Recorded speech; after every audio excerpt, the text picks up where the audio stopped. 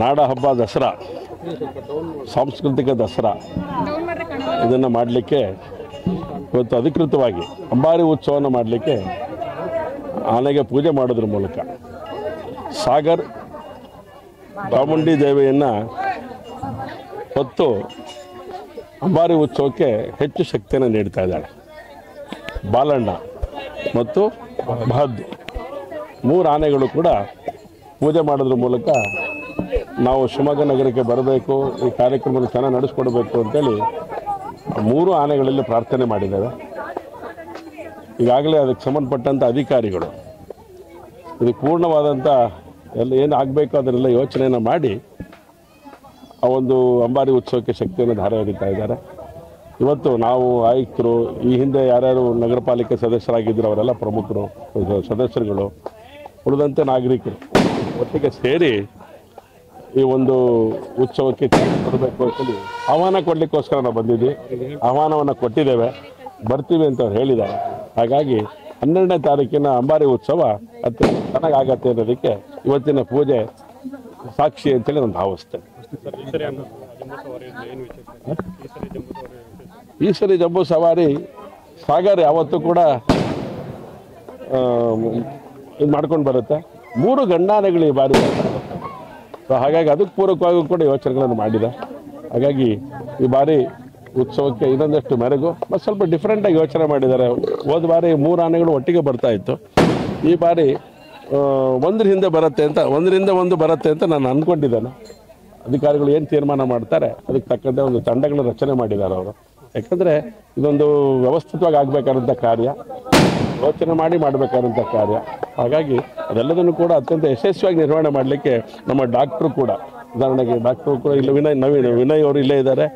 ಹಾಗೆ DF ಅವರು ಇದ್ದಾರೆ, ನಮ್ಮ ಇನ್ನೊಬ್ಬರು ಇದ್ದಾರೆ, ವಲಯ ಅರಣ್ಯಾಧಿಕಾರಿಗಳು, ಎಲ್ಲ ಅಧಿಕಾರಿಗಳು ಕೂಡ ಇದಕ್ಕೆ ಶ್ರಮವನ್ನು ವಹಿಸ್ತಾ ಇದ್ದಾರೆ. ಇಡೀ ಶಿವಮೊಗ್ಗ ದಸರಾ ಅತ್ಯಂತ ಯಶಸ್ವಿಯಾಗಿ ನಡೀಲಿಕ್ಕೆ ಬೇಕಾಗಿರುವಂಥ ಸಂಗತಿಯನ್ನು ಇವತ್ತಿಲ್ಲಿ ಯೋಚನೆ ಮಾಡಿದ್ದೇವೆ. ತಾವು ಕೂಡ ಸಹಕಾರ ಕೊಡಬೇಕು ಅಂತ ವಿನಂತಿ ಮಾಡ್ತೀವಿ. ಸರ್ಕಾರದಿಂದ ಅನುದಾನಕ್ಕೆ ನಾವು ಕೇಳಿದ್ದೇವೆ, ಸರ್ಕಾರ ಕೊಡುತ್ತೆ.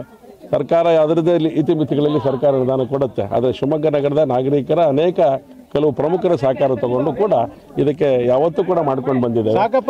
ನಾನು ಬೆಳಗ್ಗೆನೇ ಹೇಳಿದೆ ನಾನು ಈ ಹಿಂದೆ ನಗರದ ನಾಗರಿಕರಿಂದ ದೇಣಿಗೆಯನ್ನು ಎತ್ತಿ ದಸರಾಕ್ಕೆ ಹೆಚ್ಚು ಶಕ್ತಿ ಕೊಟ್ಟಂಥದ್ದು ಹಿಂದಿನ ನಗರಸಭೆ ಅಧ್ಯಕ್ಷರಾಗಿದ್ದಂಥ ಪುಟ್ಟಪ್ಪನವರು, ಅದಕ್ಕೊಂದು ತಂಡ ಇತ್ತು, ಅವ್ರು ಮಾಡಿದ್ದು, ಅದನ್ನು ಬೆಳೆಸ್ಕೊಂಡು ಬಂದಿದ್ದೇವೆ. ಹಾಗಾಗಿ ಇರೋವಂಥ ಇದರೊಳಗಡೆ ನಮ್ಮ ಹೋದ ಬಾರಿ ಏನು ಅನುದಾನ ಬಿಡುಗಡೆ ಮಾಡಿಕೊಂಡು ಕಾರ್ಯವನ್ನು ಮಾಡಿದ್ವಿ, ಅದಕ್ಕೆ ಪೂರಕವಾಗಿ ಯೋಚನೆ ಆಗೋ ಹಾಗೆ ಎಲ್ಲೂ ಕೊರತೆ ಆಗಿದೆ ಅವರ ಹಾಗೆ ನಮ್ಮ ಆಯುಕ್ತರು ಕೂಡ ವಿಶೇಷವಾದಂಥ ರೀತಿಯಲ್ಲಿ ಯೋಚನೆಯನ್ನು ಮಾಡಿ ಈ ಕಾರ್ಯಕ್ಕೆ ಶಕ್ತಿ ಕೊಡ್ತಾರೆ. ಅದು ಅಧಿಕಾರಿಗಳು ನಿಶ್ಚಯ ಮಾಡ್ತಾರೆ. ಮೋಸ್ಟ್ಲಿ ನಾಳೆ ಬರ್ಬೋದು ಅಂತ ಅಂದ್ಕೊಂಡಿದ್ದೇನೆ ನಾನು. ನಾಳೆನೇ ಬಂದರೆ ನಾಳೆ ನಮ್ಮದು ದಸರಾ ಉದ್ಘಾಟನೆಯೂ ಕೂಡ ಆಗ್ತಾ ಇದೆ. ಅವರೊಂದು ಯೋಚನೆ ಮಾಡಿದ್ದಾರೆ ಅಂತ ಅಂದ್ಕೊಂಡಿದ್ದೀನಿ ನಾನು. ನನಗಿರೋ ಮಾಹಿತಿ ಪ್ರಕಾರ ನಾಳೆನೇ ಬೇಗ ಬಂದು ಅಲ್ಲಿ ತಾಲೀಮು ನಡೆಸಬೇಕು ಅಂತೇಳಿ ಈಗಾಗಲೇ ಸಿದ್ಧತೆ ನಡೆಸ್ತಾ ಇದ್ದಾರೆ. ಹಾಗಾಗಿ ಸ್ವಲ್ಪ ತಾಲೀಮು ಜಾಸ್ತಿ ಬೇಕು ಅನ್ನೋದು ಅವ್ರ ಅಪೇಕ್ಷೆ ಇದೆ. ಅದಕ್ಕೆ ತಕ್ಕಂತೆ ಅವ್ರ 5 ಜನರ ತಂಡ ಏನು ನಿಶ್ಚಯ ಮಾಡ್ತಾರೋ ಅದಕ್ಕೆ ಪೂರಕವಾಗಿ ಆಗತ್ತೆ, ನಾಳೆ ಬರುತ್ತೆ ಅಂತ ನಾನು ಅಂದ್ಕೊಂಡಿದ್ದೆ. ಉಳಿದ ಸಂಗತಿ ನಾವು ಹೇಳ್ತಾರೆ ಯಾವ್ದು ಬರುತ್ತೆ ಏನು ಅಂತೇಳಿ ಅಧಿಕಾರಿಗಳೇ ಹೇಳ್ತಾರೆ. 15-20 ದಿವಸದಿಂದ ತಾಲೀಮನ್ನ ನಾವು ರೆಗ್ಯುಲರ್ ಮಾಡ್ತಾನೆ ಇದ್ದೀವಿ. ಸೊ ಶಿವಮೊಗ್ಗದಲ್ಲಿ ಈಗ ಅವರು ನಗರಸಭೆಯವರು ಯಾವಾಗ ಮಹಾನಗರ ಪಾಲಿಕೆಯವರು ನಾಳೆ ಅಥವಾ ನಾಡ್ದು ತೊಗೊಂಡೋಗ್ತೀವಿ ಅಂತ ಹೇಳಿದ್ರೆ ಅವರು ಡಿಸೈಡ್ ಮಾಡಿದ ಪ್ರಕಾರ ಅದ್ರ ಪ್ರಕಾರ ಯಾವ ನಾಳೆ ಅಥವಾ ನಾಡ್ದು ಆನೆಗಳು ಹೋಗ್ತವೆ. ಸೊ ರೆಗ್ಯುಲರ್ ಆಗಿ ಶಿವಮೊಗ್ಗ ನಗರದಲ್ಲಿ ತಾಲೀಮನ್ನ ನಾವು ಸ್ಟಾರ್ಟ್ ಮಾಡ್ತೀವಿ. ಅಲ್ಲಿ ಹೋದ್ಮೇಲೆ ಯಾವಾಗಿಂದ ಬರುತ್ತೆ? ನಾಳೆ ಅಥವಾ ನಾಡ್ದು ಆನೆಗಳು ಹೋಗೋದು 3 ಅಥವಾ 4ನೇ ತಾರೀಕು ಹೋಗ್ತೀವಿ. ಅಲ್ಲಿ ಹೋದ್ಮೇಲೆ ರೆಗ್ಯುಲರ್ ಆಗಿ 11ನೇ ತಾರೀಕುವರೆಗೂ ನಾವು ತಾಲೀಮು ನಡೆಸ್ತೀವಿ. ಸಾಗರ, ಬಾಲಣ್ಣ, ಬೌದ್ಧರು 3 ಆನೆಗಳು ಹೋಗ್ತವೆ. ಈಗ ರೆಗ್ಯುಲರ್ ಆಗಿ ಒಂದು 15-20 ದಿವಸದಿಂದ ತಾಲೀಮು ಮಾಡ್ತಾನೆ ಇದೀವಿ. ತಾಲೀಮು ಬಿಟ್ಟು ಫುಡ್ ಎಲ್ಲ ಮಹಾನಗರ ಪಾಲಿಕೆಯಿಂದ ಕೊಡ್ತಾರೆ. ಇಲ್ಲಿ ನಮ್ದೇನು ರೆಗ್ಯುಲರ್ ಫುಡ್ ಇದೆ, ರೆಗ್ಯುಲರ್ ನಾವು ಕೊಡ್ತೀವಿ. ಅದ್ರ ಜೊತೆಗೆ ನಾವು ರೆಗ್ಯುಲರ್ ಆಗಿ ಕಾಡಿಗೆ ಬಿಡ್ತೀವಿ. ಸೊ ಅದೇನಿದೆ ರೂಟೀನ್ ನಡೀತಾ ಇರುತ್ತೆ. ಇಲ್ಲಿ ಒಂದ್ಸಲ ಇಲ್ಲಿಂದ ನಗರಕ್ಕೆ ಹೋದ್ಮೇಲೆ ಮಹಾನಗರ ಪಾಲಿಕೆಯಿಂದ ಅದೇನು ಆನೆಗಳಿಗೆ ರೆಗ್ಯುಲರ್ ಆಗಿ ಎಷ್ಟು ಫುಡ್ ಕೊಡಬೇಕು ಅದನ್ನ ಅವರು ಪ್ರೊವೈಡ್ ಮಾಡ್ತಾರೆ. ಅಲ್ಲಿ ನಂತರ ತಾಲೀಮು ಮಾಡ್ತೀವಿ. ತಾಲೀಮಲ್ಲಿ ಎಷ್ಟು ವೇಟ್ ಆಗ್ತದೆ? ಸದ್ಯಕ್ಕೆ ವೇಟು ಏನು ಅಂಬಾರಿ ವೇಟ್ ಇರುತ್ತೆ 650ರಿಂದ ಅಷ್ಟು kg ಹಾಕೊಂಡು ಮಾಡ್ತೀವಿ. ಸೊ ದಟ್ ಅದಕ್ಕೆ ಅಡ್ಜಸ್ಟ್ ಆಗಬೇಕು. ಹೆಣ್ಣಾನೆಗಳು ಕ್ಯಾಂಪಲ್ಲಿ 4 ಹೆಣ್ಣಾನೆಗಳಿದ್ದಾವೆ. ಅದರಲ್ಲಿ 3 ಹೆಣ್ಣಾನೆಗಳ ಜೊತೆ ಮರಿ ಇದ್ದಾವೆ.